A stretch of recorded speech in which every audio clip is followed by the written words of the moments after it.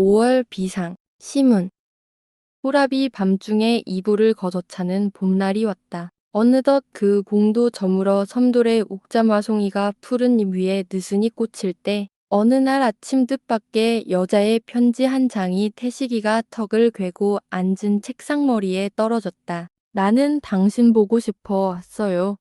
고생 많이 했어요. 연필로 급하게 갈긴 글씨가 소홀해 보이기도 하고 사연이 저양 말에 서투른 직역도 같아 간신히 뜯어는 보았으나 곳곳에 끝에 쓴 하자가 피로 쓴 글씨임에는 놀라지 않을 수 없었다. 어느 기생이 돈 있는 놈과 정분이 나서 혈서로 연애 편지를 했는데 나중에 알고 보니 여자의 죽은 피로 그랬더라는 것과 얼굴이 콩 몽석같이 얼근한 어느 병원 간호부가 이 학생에게 짝사랑을 바치다 못해서 단지를 하고 끊어낸 손가락을 봉투에 넣어 보냈는데 그 이튿날 해부실에 교수대로부터 실험 재료로 떠매어온 본부를 독살한 여죄수의 무명지를 누가 잘라갔다고 야단이 났더라는 이야기를 들은 법하여 커다랗게 쓴 아자와 그 곁에 뚝뚝 떨어진 핏방울을 두러지도록 들여다보았으나 피가 채 마르지도 않아서 끈적끈적하고 혈구가 아직도 살아서 자아 획을 돌린 대로 돌고 있는 듯한데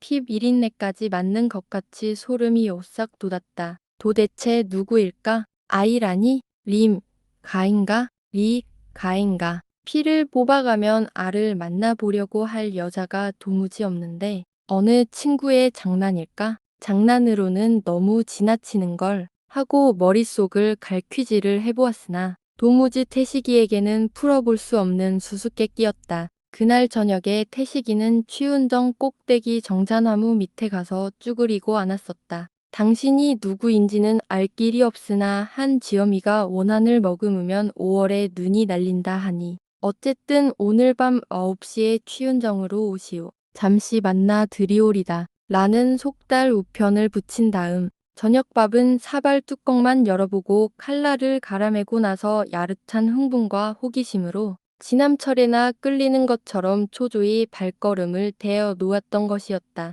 전등불이 별 깔리듯한 장안에서 전차가 커브를 도는 소리만 모기 소리만큼 들리는데 어두컴컴한 송림 속에서 올빼미처럼 웅크리고 앉아서 10분, 30분, 1시간 흰 물고기 같은 모덩거래 종아리도 삼승버선을 푹신하게 쉬는 운의 고도 나타나 보이지 않았다. 나무 위에서 선잠 깬 가치간 알개를 쳐도 머리끝이 쭈뼛, 흙벽 밑에서 잎사귀만 바스락거려도 가슴이 덜컹, 도깨비한테 홀린 것 같이 겁이 덜컹 나건만 오지 않을 리 만무한 그 여자를 얼굴도 모르는 연인을 기다리려니 그건 진정으로 참기 힘든 노릇이었다. 온다, 온다. 포프라 포플러 그늘을 거슬러 올라온다. 흰 저고리에 검정치마 차림이다. 그런데 밤에 왜 검은 양산을 받쳐 들고 오는 걸까? 지척을 분간할 수 없는 언덕길을 단숨에 뛰어내려가 그 여자 앞을 막아서며 아니,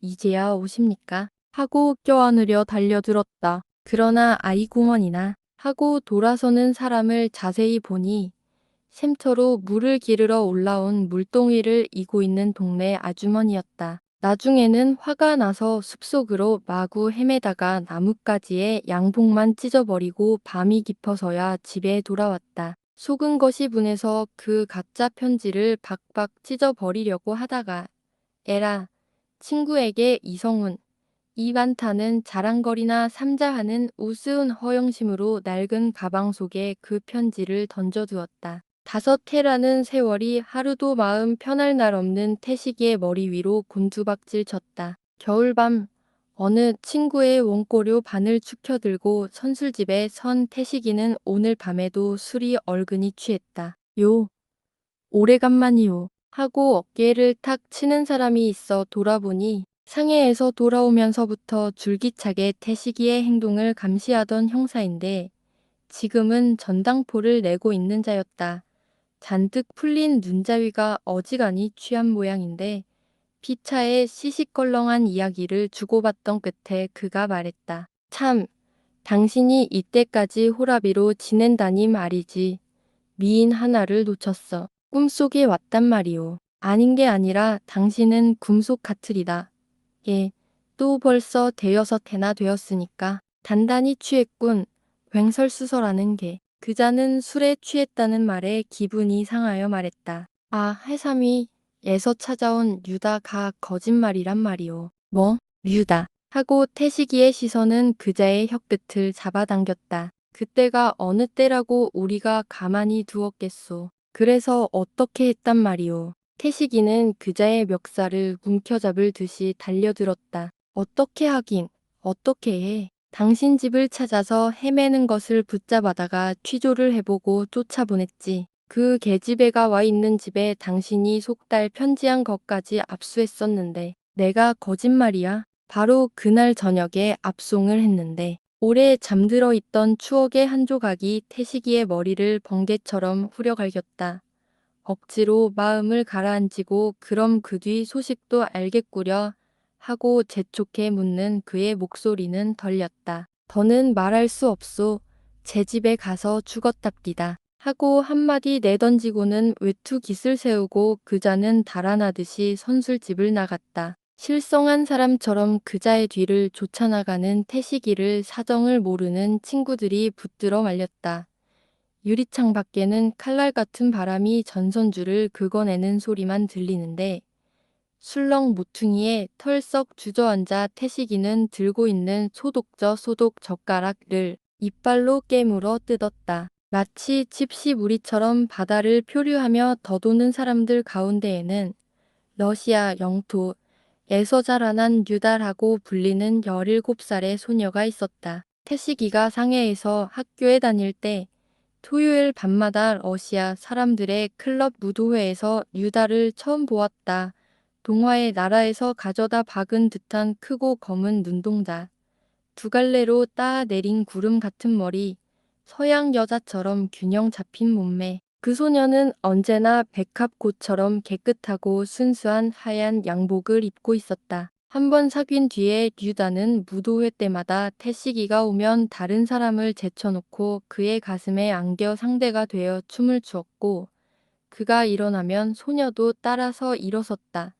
창자를 훑어내는 듯한 구성진 러시아의 왈츠가 울려 나올 때마다 태식이의 가슴에 안겨 빙빙 도는 소녀의 눈에는 눈물이 돌았다. 둘은 서투른 조선말과 러시아말을 오가는 반벙어리 교제였지만 그 처녀의 모든 동작이 그 나이치고는 몹시도 애상적, 이었고 안색이 좋지 못한 것이 몹시도 가여웠다. 서로 친해진 지 2달 만에야 소녀는 태식이를 자기 집으로 데려왔다. 그것은 주소를 아무에게나 알려줄 수 없는 비밀이 있었기 때문이었다. 음침한 중국인 집 2층. 그곳에는 다리 하나를 못 쓰게 되어 누워서만 지내는 오빠가 있었는데 단 두 남매는 하루에 한 끼라도 시꺼먼 빵 조각을 뜯고 찬물을 마시며 겨우 연명했다. 입술을 굳게 다물고 멍하니 뜬 눈으로 천장만 바라보고 누워있는 그 오빠를 아주 굶겨 죽이지 않을 사람은 어린 유다밖에 없었던 것이다. 꼬스카 러시아어 고양이 애칭. 꼬스카, 고양이, 고양이. 마치 벙어리 연극을 하듯 태식이와 유다는 속옷까지 전당포에 맡겨 음식을 마련하고는 서로 조선말과 러시아말을 바꿔 배우기 시작했다.